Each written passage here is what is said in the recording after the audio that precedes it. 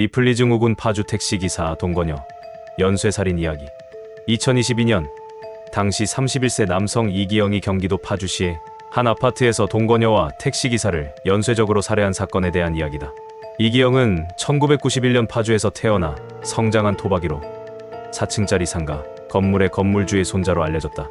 평소 건물주의 손자라는 점을 내세우며 지인들에게 사업가 행세를 하거나 재력을 과시했는데, 이기영과 군 생활을 같이 했던 지인 증언에 따르면 건물주의 손자라는 이야기는 거짓으로 추정했다.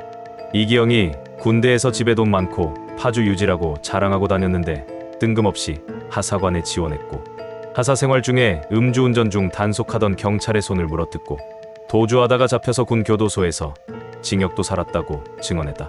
또한 전역 후에는 군대에서 알게 된 사람에게 돈을 빌려달라고 연락도 했는데, 본인 집안이 재력가라면 적은 월급을 받으며 하사관으로 군 생활을 연장할 이유가 전혀 없고, 군대 전역 후에도 군대에서 알게 된 사람에게 돈을 빌릴 확률은 매우 희박하다 한다. 한 대학의 경찰행정학과 교수도 허세일 것으로 추정하면서 부모의 부가 아니라 조부의 부를 과시한다는 것은 특이하다며 주변에 부풀려서 말한 것을 언론에서 받아쓴 것이 아니냐고 말했다. 결국 경찰 조사에서 이기영은 건물주의 손자 등 주변의 부를 과시한 것이 거짓말이라고 자백을 한다. 이에 대해 이기영은 경찰 조사에서 젊은 사람이 일도 안 나가고 낮에 동네를 돌아다니는 모습을 주변에서 보면 이상하게 생각할까봐 거짓말을 했다고 말했는데, 이기영의 전 부인도 경찰에 이기영과 생활고에 시달렸다는 취지의 진술을 한 것으로 전해졌다. 그러나 건물주 손자라는 말은 사실로 판명났다. 다만 이기영이 생활고에 시달렸다는 점에서 할아버지와 아버지에게 금전적 지원은 받지 못한 것으로 추정된다. 참고로 할아버지는 하사관 임관 전인 2012년 이미 고인이었으며 페이스북에 게시된 묘비에 파주군 땡땡소장이라는 생전의 신분이 적혀있다. 이기영은 2018년에 재혼을 했고 자녀도 있던 것으로 한 지인이 증언하는데, 경찰은 2018년 결혼 이전에 결혼이 없었다는 점과 자녀 역시 없었다는 것도 확인했다. 경찰은 자녀 관련 지인 증언의 경우 이기영이 친구의 아들을 자신의 아들인 것처럼 주변에 말하고 다닌 결과로 봤다. 이기영이 군 전역 이후 특별한 직업 없이 일용직을 전전하면서 경제적 어려움에 시달렸던 것으로 경찰은 파악하고 있다. 이때 건설업 하청업체에서 농수로 공사에 참여했고, 동료들에겐 자신을 이라크 파병군인 출신 후 건설업체 대표이자 인력사무소 사장 아들이라고 소개했다고 한다. 그는 변변한 직장 없이 대리운전을 하며 생활비를 벌어왔는데 이마저도 음주운전 단속에 걸린 뒤 하지 못했다 한다. 이기영은 주변 이웃들에게 선한 이웃이라는 평가를 받는 인물이었다. 주변 이웃들의 진술에 따르면 이 씨는 평소 주변에 밝은 얼굴로 인사를 잘하는 청년이었다고 설명하였고, 아파트 단지 내 경비원들은 웃는 얼굴로 대형견을 산책시키던 사람으로 기억하고 있는데, 매번 진돗개를 산책시켜 누군가를 살해할 사람처럼 보이지 않았다고 진술했다. 언론과 인터뷰를 진행한 이기영의 중학교 동창은 학창시절 이기영은 거짓말을 정말 자주 했다. 성인이 된 후에도 어디까지가 진짜고 어디까지가 거짓인지 알 수 없는 거짓말이 반복되어 친구들과 멀어졌다. 리플리 증후군 같은 게 있었던 것 같다라고 말했다. 경찰에 따르면 전 동건여를 살해하기 전엔 직업이 없었지만 이웃에게 사업을 한다고 거짓말을 했고, 동건여를 이웃들에게 아내라고 소개했고, 동건여를 살해한 후에는 장모님이 치매라 간병하느라 아내가 정신이 없다고 둘러댔다고 한다. 2022년 12월 20일 당시 31세의 남성 이기영은 경기 고양시 소재 음식점에서 여자친구와 그녀의 부모를 만나 고량주 2병을 마신 뒤 여자친구의 만류에도 불구하고 자신의 흰색 기아 소렌토 차량을 타고 음주운전을 하다가 22시 5분경 택시 차량과 접촉사고를 낸다. 피해자인 택시 기사가 보험사에 연락하려 하자 이기영은 자신의 집으로 오면 합의금과 수리비를 많이 주겠다며 피해자를 유인했고, 피해자가 집에 들어오자 합의금을 줄 수 없다며 돌변했다. 이에 피해자가 경찰에 신고하려 하자 이기영은 피해자를 넘어뜨린 뒤 집에 있던 둔기로 머리를 내리쳐 살해한다. 이기영은 피해자를 살해한 뒤 자신의 집 옷장 속에 시신을 약 5일간 방치해 두었고, 피해자의 가족들이 피해자의 스마트폰으로 연락을 취해 오자 피해자인 척 행세를 하며 교통사고 처리 중이다, 연락하지 마라 등 132회에 걸쳐 거짓 문자 메시지를 보냈다. 피해자가 평상시와는 다른 말투로 일관하고 전화를 하자고 해도 문자를 고집하는 것에 수상함을 느낀 가족들은 12월 25일 새벽 3시경 경찰서를 찾아가 아버지가 6일째 집에 들어오지 않고 있다. 전화를 받지 않고 이상한 문자만 보낸다. 30분 전에 카카오톡으로 대화했는데 다른 사람이 답하는 것 같다며 실종 신고를 하게 되는데, 같은 날 오전 11시 22분 이기영의 여자친구가 고양이 사료를 찾으려고 이기영의 집을 뒤지다가 옷장 속에서 시신을 발견했고, 남자친구 아파트 옷장 안에 죽은 사람이 있다고 경찰에 신고했다. 해당 시신은 실종된 택시 기사인 것으로 확인됐다. 피해자의 택시는 이기영이 거주하는 아파트에서 1km가량 떨어진 공터에서 발견되었는데, 이기영이 택시를 직접 그곳으로 가져가서 버린 것으로 드러났다. 게다가 택시 블랙박스 메모리 카드 기록을 모두 삭제하고 자신 차량의 블랙박스 기록도 삭제하는 등 증거인멸을 시도하기도 했다. 이기영은 경찰 조사에서 택시 기사와 합의금 관련 대화를 하던 중 시비가 붙어서 홧김에 살해했다고 주장했다.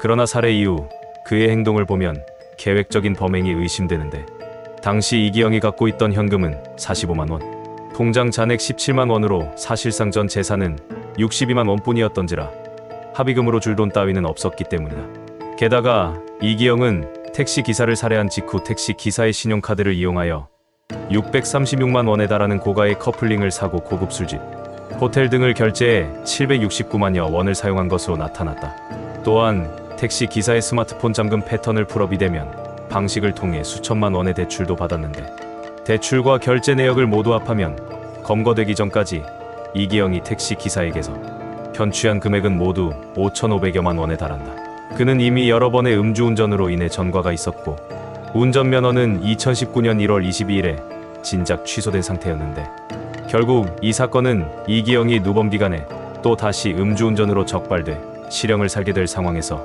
음주운전 사실을 감추고 피해자의 돈을 편취하기 위해 살인을 저지른 것으로 결론나게 된다. 이기영은 택시기사를 살해한 지 5일 만인 12월 25일 새벽에 모르는 사람들에게 시비를 걸다 손을 다쳐서 인제대학교 일산백병원에서 치료받던 중 26일 정오경 체포됐다. 남성 5명은 우연히 만난 이기영이 술과 고기를 사준다는 말에 따라갔는데, 이기영은 술에 취한 채 건물 8개가 있다며 돈이 많다고 과시하는가 하면 모르는 사람들에게 일을 같이 하자거나 사람을 죽일 수 있느냐고 물었다고 한다. 살인과 시체 유기가 일어난 아파트와 이기영의 휴대폰은 사실 이기영 소유가 아니었다는 사실이 밝혀지면서 묻혀있던 또 다른 사건이 수면 위로 떠오르게 되는데, 실제 아파트의 주인 및 휴대폰 명의자는 이기영의 전 여자친구이자 동거녀인 50대의 여성 우씨였다. 그녀는 안타깝게도 고아 출신이라 친부모나 형제 자매가 없었고, 그나마 우씨를 실제 키워준 다른 가족들과도 연락을 거의 하지 않았던 것으로 밝혀졌다. 우씨가 몇 달간 연락이 끊겼어도 그녀를 찾거나 실종 신고를 해줄 사람이 없었던 것이다. 이기영은 처음에 우씨가 지난 8월에 집을 나간 후 행방이 묘연하다고 주장했으나 그녀의 생활 반응이 전혀 없고, 우씨의 휴대전화를 이기영이 갖고 있었던 점, 가출했다는 시점인 2022년 8월 초부터 하순까지 이기영이 그녀의 신용카드로 2천만 원을 사용한 정황을 수상히 여긴 경찰의 추궁 끝에 택시기사뿐만 아니라 전 여자친구 우씨도 이미 8월에 살해했다고 자백했다. 이기영은 우씨를 살해한 이유에 대해선 채무 문제로 살해했다고 주장하는데, 이기영은 2017년 유흥업소에서 술집 종업원인 우씨와 처음 만났고, 2018년 다른 여성과 결혼한 후에도 우씨를 계속 만나는 등 불륜을 저질렀다. 이를 아내에게 들키고 2020년 이혼을 당하자 지낼 곳이 없어진 이기영은 2021년 12월부터 우씨의 집에서 동거를 하기 시작한다. 이기영은 우씨에게 내가 건물 여러 채를 가진 소유주의 손자다. 자전거 관련 매장을 여러 개 운영해 재산과 수입이 많다고 말했으나 실제로는 무일푼 신세였으며 변변한 직업도 없었다. 아버지에게 빌린 돈으로 생활하던 이기영은 돈이 떨어지자 우씨에게 경제적으로 의존했으며 2022년 3월 우씨에게 3억 5,600만 원을 주겠다는 각서를 작성해주면서 노래방 종업원 일을 그만두게 했다. 경찰은 돈을 갚기로 한 시기까지 특정돼 있는 계약서를 확보하는데, 그 무렵부터 이기영은 우씨를 수시로 폭행했고 집에 방문한 우씨의 지인도 폭행한 것으로 드러났다. 2022년 6월 이기영은 우씨의 명의로 3,400만 원가량 대출을 받게 하고 그중 800만 원을 이체받아 사용했고, 주변인들에게도 수천만 원 상당의 현금을 빌렸으며 수백만 원대 신용카드 연체대금으로 인해 경제적 압박을 받았던 것으로 밝혀졌다. 이기영은 다투다가 자전거 수리 장비를 우발적으로 던졌는데 우씨가 숨졌다는 주장을 하며 계획적인 살인은 아니라고 주장했지만, 이는 결국 거짓말로 드러났다. 이기영은 2022년 7월 코로나19 소상공인 지원금을 타내려고 허위 매출 세금 계산서를 발행했다가 부과된 360만 원의 체납 세금과 230만 원의 백화점 카드 연체 대금 압박이 이어지자 우 씨의 돈을 강탈하기 위해 살해 계획을 세웠고 2022년 8월 3일 인터넷에서 먹으면 죽는 농약, 제초제 먹었을 때 등을 검색하기도 한다. 독극물 구입이 여의치 않자 이기영은 8월 3일 오후 3시쯤 집 안방에서 둔기로 우 씨의 머리와 몸 곳곳을 10여 차례 내리쳐 살해했고 다음 날인 8월 4일 시신을 차량용 루프백에 담아 파주 공릉천변에 내다버렸다. 이기영은 범행 후 우 씨의 휴대전화 유심을 빼 자신의 휴대폰에 끼워 넣어 잠금 해제를 시도하고 인터넷 뱅킹에 접속해 36회에 걸쳐 3,900만여 원을 자신의 계좌로 이체했으며 우 씨 명의의 신용카드로 95회에 걸쳐 4,200만여 원을 사용했다. 이리하여 최종 확인된 편취액은 총 8,124만 원에 달한다. 게다가 범행 직후 파주 변사체, 공릉천 물 흐름 방향 등을 검색한 사실도 드러나는데 이기영은 우 씨의 예금을 모두 탕진하고 그녀 명의의 신용카드도 한도 초과에 이를 때까지 쓴 2022년 11월 자신이 거주하고 있던 그녀의 아파트까지 처분하려고 시도했다.